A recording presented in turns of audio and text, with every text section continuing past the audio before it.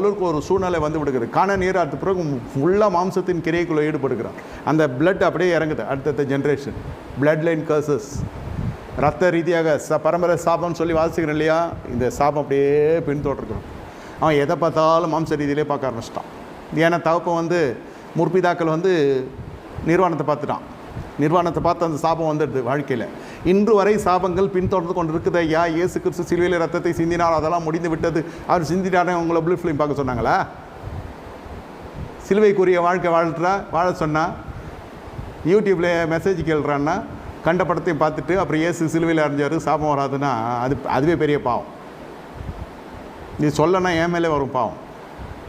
ஏன் பார்க்காதுன்னு சொல்கிறேன்னாக்கா பொறாமையா என்ன, யூஸ் அதிகமாக அவனுக்கு போகுதுன்னு பார்த்து அதில் பின்னாடி உனக்கு பிணிகள் அதிகமாகும், பிள்ளைகள் மீது சாபம் இறங்கும். நிர்வாண படத்தை பார்க்கக்கூடாதுன்னு சொல்கிறது வேதம்னாக்கா